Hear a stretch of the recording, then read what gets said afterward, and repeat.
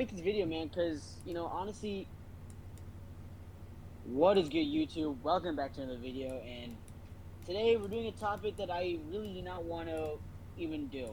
I didn't want to do this topic because, this guy is one of my favorite players, and, obviously, being a Bears fan, this guy really means a lot to me, because I started watching Bears football when he was a quarterback for my team, and yeah, his career might be over, man. Yeah, but without further ado, please go subscribe to my channel. I'm gonna be putting out daily content. Check out this guy's channel, Sobek Sports. Just found him. Check it out. I know I say that all the time, but you know, life just happened, bro. So, anyways, just go like It this does. video, subscribe to my channel if you guys like more um sports content about basketball and football. This is the channel for you. Also go shout out to my boy Soulback Sports. Go um subscribe to his channel. He's making a lot of good content there, and me and him do a podcast every week. So just go subscribe there and check out his content. So yeah, I didn't really want to make this video, man, because honestly, I like the guy, man. I really do. I like Justin Fields. I think he always says the right things. He's a really good person, man, and it just I I thought he had a lot of talent because you know how good of a runner he was. I thought he was, I thought he had talent, and there's so many people that just try to tell me, man. They try to tell me. I mean, look, as much as I don't like LaShawn McCoy, For all of you who are on my channel as a regular viewer, thank you. And you know how I feel about Justin Fields. I like the person, don't like the player. He's not a great quarterback. He's a great athlete. He's not a great quarterback. That's the problem that we have with Justin he Fields. was one of the biggest Justin Fields haters out there. He would say in his shows like, "Yeah, Justin Fields is trash. He's ass. Like blah blah blah blah. He can't throw. He's mid. He should not be a starter in the league." And Yes, honestly, I feel like it's a harsh way to say it, but he might have been onto something because yeah, like you can't have two back-to-back games where you just pass for 45 yards, man. It just you can't do that as an NFL he's quarterback. lost any mojo Obviously the second game he was used it to was a have halftime, so as maybe well. if he finishes the game, maybe he gets like 110 yards. But I mean, that's just sad to say, man. Like you're a quarterback in the National Football League, you can't be doing that. And honestly, he has a lot of flaws. Like he holds onto the ball too long. He's has no pocket awareness, and these are questions and like these are things that like rookies have or like second year quarterbacks maybe have. But when you're in year five, it's wraps, man. It's wraps. Maybe Yep. again, Sam Darnold honestly was a backup for multiple years and then started to resurrect his career. Maybe that happens with Justin Fields. You see what happens with Daniel Jones. No. And the reason why is because Sam Darnold didn't have a problem necessarily with. So, the problem with Justin Fields, and you've heard me say it on my channel a lot of times, the problem with Justin Fields has always been he relies way too much on his athletic ability and his big arm. Way too much. So, he thinks that he can not take easy plays. See, the thing about easy plays is they're easy, and you got to take them. Tom Brady is the master, was and is the master, the absolute king of all football and taking easy plays. Oh, here's an easy one: easy chunk yard, 3 yard, 5 yard, 2 yard. Justin Fields would miss all of those. He didn't see him. He didn't want to see him. He didn't look to see him. For Justin Fields, it's either 15 plus yards or he's running. And that is a terrible. It's great for college because it's like, oh, you either get chunk plays or you get this athletic guy who can run past people. That's awesome. It doesn't work for the NFL. The NFL, you need to take the easy plays. Caleb Williams is struggling with this. Like, Caleb Williams is actually struggling with taking easy plays right now, but he's a lot better at taking easy plays than Justin Fields ever was. He takes 3 times as many easy plays as Justin Fields does, and he still needs to take more easy plays. It's as simple as, hey, my tight end is wide open and no one's guarding him except for like the safety on the backside. Here you go, tight end. Here's 8 yards. That stuff wins games. And it's boring on TV. You know what I mean? It's super boring. We're just like, oh, cool, whatever, that boring play. But it wins football games. It moves the chains. That's what you need to do. You need to move the chains. The reason why I like Tyson Bagent over Justin Fields back then was because Tyson Bagent moved the chains. Now, could Tyson Bagent throw the ball deep downfield? Not as good as Justin Fields, admittedly. Not as good as a lot of quarterbacks. But he moves the chains. Kyle Orton moved the chains. Now, this guy, Soback Sports, he just said that he started watching the Bears with Justin Fields. So I am a little bit more experienced in Bears football and bad quarterbacks to be able to tell you what is and isn't going to work. And I can tell you Justin Fields, basically, after we fired Matt Nagy and Justin Fields still wasn't good, because everyone's like, oh, it's Matt Nagy's system. It's too confusing, blah, blah, blah, whatever, all this crap. I kind of knew that it was the beginning of the end. I knew that. And I just knew that Justin Fields, it took him, we gave him, 2.5 years in Chicago? Gave him 2.5 years to get it going? It just doesn't take that long. It doesn't take that long to show promise. Now, Sam Darnold, he was on a terrible Jets team, and this is still a terrible Jets team, and Sam Darnold still made more plays than Justin Fields made in a Jets uniform. He did. He was better. Right now, when he's on a good team, maybe Justin Fields could be a quarterback like that, but right now, he's going to be a backup for right now. I really hope that the Jets... He's a backup. He reminds me of Joe Webb. Honestly, Justin Fields is a better version of Joe Webb. If people know who Joe Webb is, he was a long-time backup. He was on the Texans. I think he was on the Browns. He was on the Ravens, I think. But basically, he is this is Justin Fields and this is Joe Webb. Hike. All right, first read, second read. All right, they're gone. I'm running. They don't go through the progressions. See, Caleb Williams and Sam Darnold, they go through the progressions. First, second, third, fourth, fifth. First, second, third, fourth. All right, and then I'm running. 1, 2, 3, 4. 1, 2, and again, a lot of time you don't have time for that. It has to be 1, 2, 3, 4, 5. 1, 2, 3, 4, 5. It has to be fast. I get that. I know the NFL is fast. I'm not ignorant to that. But that is how they approach the quarterback position, and that's not how you have to approach it. You have to be patient. Caleb Williams does an amazing job of extending plays versus just going through your progressions. He's like, oh, I have pressure from the left, I'm going to run right. I have pressure from the right, I'm going to roll left. That's a good thing to do. And no one's perfect. No one's perfect. Your season's honestly done. No one's going to salvage your season, so...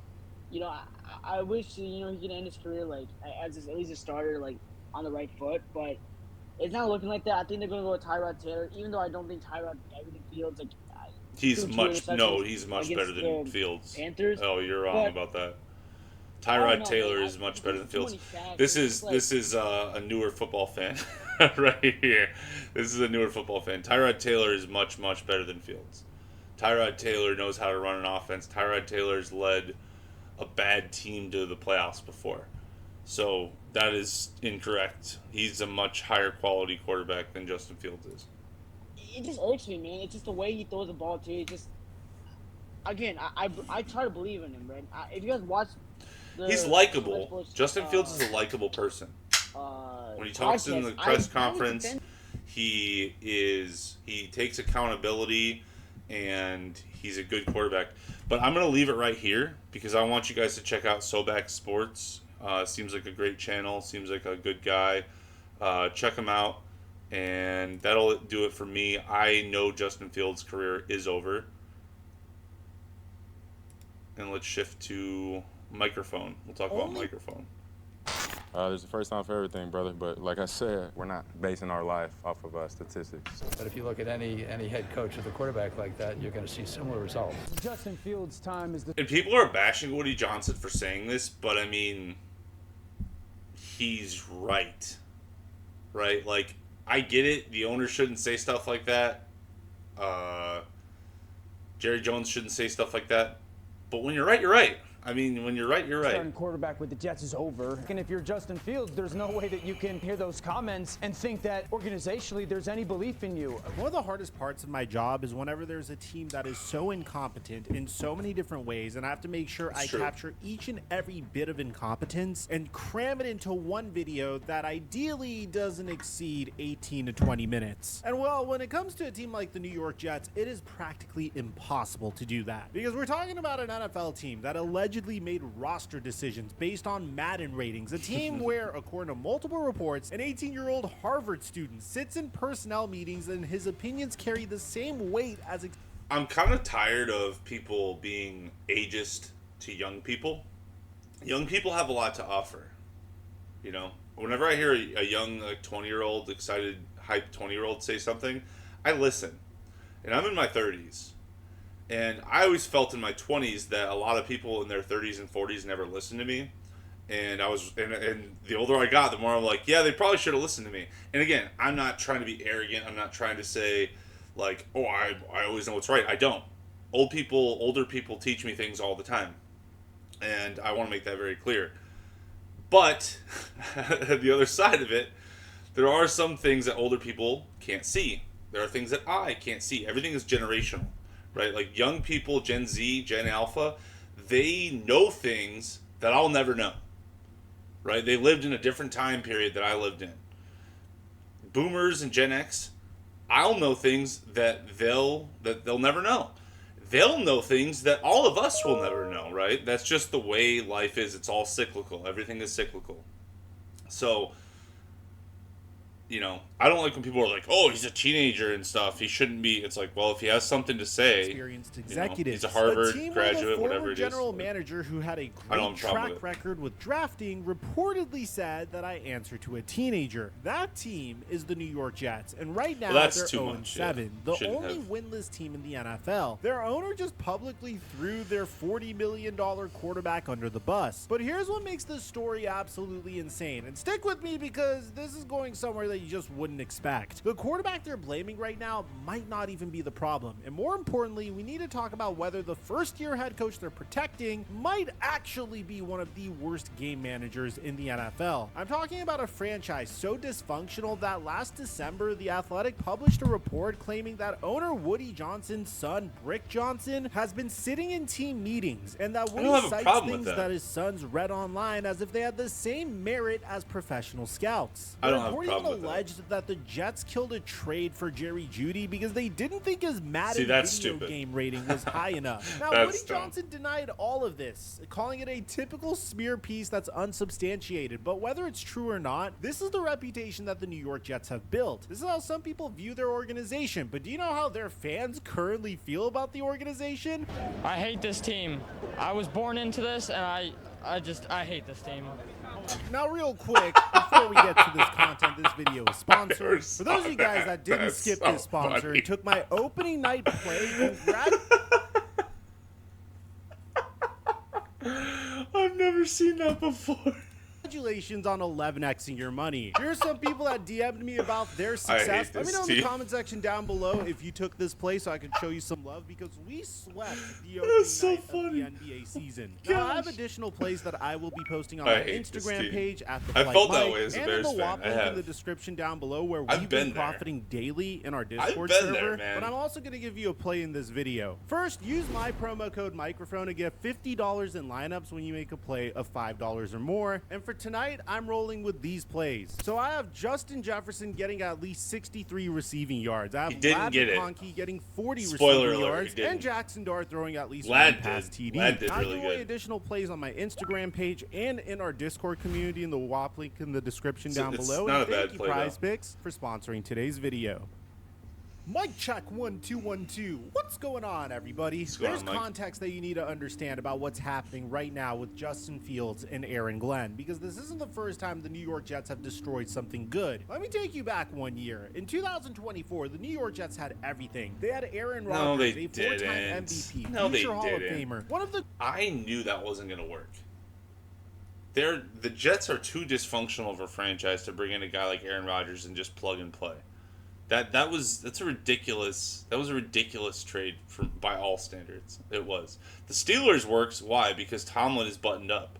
Tomlin has everyone on the same page, and the organization is not out of control, and they got him some weapons like DK Metcalf. That's why the Steelers is working. The Jets they're not like that. Greatest quarterbacks to ever play the game. They had an elite defense under head coach Robert Saleh, a defensive guru whose unit ranked 4th, 3rd, and 2nd in yards allowed over his final 3 seasons. They traded for Davante Adams, which was Rodgers' favorite target from Green Bay. They already had that's Garrett true. Wilson, They tried. who was coming off of back-to-back 1,000-yard seasons. On paper, this team should have made the playoffs. Right. Instead, they went 5-12. And here's where it gets Look at those really throws. interesting, He still got because it. now, 1 year later, both Rodgers and Saleh are both gone from New York, and both of them are winning. Aaron Rodgers is currently 4-2 with the Pittsburgh Steelers, throwing 4 touchdowns against his former team in Week 1 alone. The Steelers are sitting atop the AFC North. Meanwhile, Saleh might not be coaching right now, but his defense in New York was elite right up until the moment he got fired. The Jets ranked 6th in defensive EPA per play through Week 5 of 2024 with Saleh. Yeah, they shouldn't After have he got was rid of fired, Saleh. they ranked 30th over the rest of the season. Think about that. The Jets had a Hall of Fame quarterback and a defensive-minded head coach with an elite defense. Both left, and both are succeeding or succeeded elsewhere. And the Jets, they're 0-7, the worst start by a first-year head coach in franchise history. So what happened in 2024? Well, fault. according to ESPN, things got toxic fast. Reports indicated that Rodgers and Adams were literally heard talking between plays, with Rodgers soliciting input from Adams on what routes he wanted to run.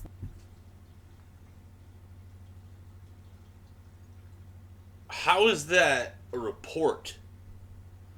Hey, the number 1 quarterback and the number 1 receiver are having conversations about different routes. What? How is that a problem? I don't understand how that's a problem. One team source said that it frustrated people at times. Why? It got worse. Garrett Wilson, who had been the Jets' top receiver, saw his role completely diminish after the Why would that frustrate people? Adams trade. Wilson had 67 targets in the first 6 games. What? After Adams arrived, Adams got 100. Why would you not want them on the same page? 11 games, while Wilson only got 87. The chemistry was so bad that Wilson only 87 receptions. Poor baby! Oh my goodness! What are we ever gonna do for you, Garrett Wilson? That is toxic. So wish him the best this That's season. so yeah, but we toxic. haven't chopped it up since he left. And then there was Saleh. After starting 2-3, Woody Johnson fired him. That's the defense immediately got stupid. worse. But according to Woody Johnson, he fired Saleh because he wanted to give one of the most talented teams ever assembled the best chance to win. So let me get this straight. The Jets had a defensive coach whose defense was elite, fired him, the defense collapsed, and then they hired another defensive coach. Enter Aaron Glenn. Aaron Glenn came to the Jets with a massive reputation. Former Lions Jets are defensive really coordinator, bad. defensive guru, a player's coach who spent 8 years in the NFL. Woody Johnson knew him from way back when Glenn played for the Jets in the 90s. This was supposed to be the guy who finally turned things around. This was supposed to be the New York Jets equivalent of Takes Dan time. Campbell. And on the opening day of the 2025 season, it looked like maybe, just maybe, the Jets had finally figured it out. They signed Justin Fields to a 2-year, $40 million contract. $30 million. The reason why they're playing bad is because of Justin Fields. That's the truth. And their roster isn't the best. But that's the reason why they're playing bad. They're not playing bad because of Aaron Glenn. They're not playing bad because of a scheme. They're playing bad because it's a new system and they have a bad quarterback. Guaranteed, That's all. reuniting Justin Fields with his college wide receiver Garrett Wilson. And in week 1 against his former team, Pittsburgh, Fields looked fantastic. The Jets scored 32 points. Fields was efficient and everything clicked. Fields has those good games where he's really, really good and he's playing really good within the system. He is inconsistent though. If the game plan is a little bit different or if things are a little bit, if there's any turmoil at all in the pocket, he panics. But then everything fell apart. And this is where we need to talk about what's actually been happening this season, because it's really easy to throw Justin Fields under the bus. This is about a head coach who might be in way over his head. Let's start with the numbers. The Jets currently rank 29th in yards per game at 271.3 and 27th in points per game at 18.4. They've scored just 12 touchdowns in 7 games. On defense, they rank 22nd in yards allowed and 31st in points allowed. They have a -9 turnover ratio, which is the worst in the entire league. They were the only team in the past 20 years to start 0-4 with 0 forced turnovers. But the real story isn't the stats. It's what's happening on the sidelines. It's the coaching decisions that are costing this team games. And it all came to a head in Week 6 against Denver in London. Let me walk you through what might be the most embarrassing coaching sequence I've ever seen in professional football. The Jets had the ball late in the first half. They were trailing 10-6, had some momentum, and faced 4th and 1 at their own 37-yard line with just over a minute left. Glenn called a timeout to discuss it, then decided to run a fake punt, and it worked. The Jets converted, got to around midfield, and had about 37 seconds left with the timeout in their pocket. This is where any competent NFL head coach says, okay, we've got a chance to get into field goal range here, maybe even score a touchdown. But not Aaron Glenn. Instead, Glenn decided to just let the clock run out. He didn't call another play. He didn't attempt a Hail Mary. He didn't try to get into field goal range. He just gave up. And cameras caught what happened next. Garrett Wilson, the Jets star receiver, the guy who had just put up his 3rd consecutive 1,000-yard season, which, by the way, these are the most impressive 1,000-yard seasons ever because it's with multiple different quarterbacks in crazy circumstances. Not ever, but I digress. But okay. Garrett Wilson was so pissed Larry off. Fitzgerald he was done a caught lot. on camera giving Glenn an earful as they walked off the field, clearly screaming at his coach about the decision. You could see the frustration, the disbelief, the what the hell are we doing look on Garrett Wilson's face. After the game, Wilson was asked about it, and his response was damning. I just didn't know exactly what the plan was.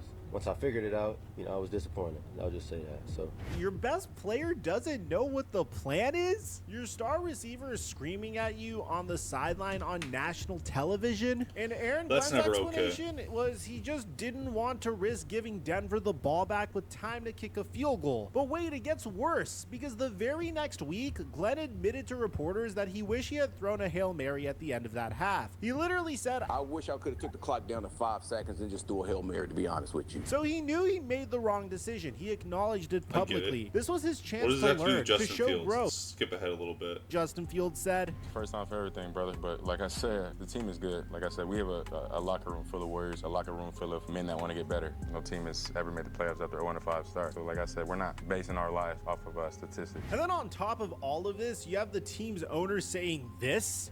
It's hard when you have a quarterback with a rating that we got. But then in the same exact breath, Woody Johnson said this about Aaron Glenn. I do believe in Aaron. I've known Aaron since 1996. I was a fan. I see the way he handles a room. If I were a player, I would respond to him because he's the real deal. So let me make sure I understand this. Aaron Glenn is 0-7 as a head coach, the worst start in Jets franchise history. He's making catastrophic game management decisions every single week. His defense, which is supposed to be his specialty, ranks 30. I'm going to leave it there. I don't think that... Let's see what the... yeah, that was hilarious. I really wanted Fields to be good. I really have no clue what they're doing, honestly. Feel sorry for Garrett Wilson. I think it's more than that. I think it's... Yeah. He said, I hate this team. And he also said, I'll always be a Jets fan, though. That's crazy. It's wild.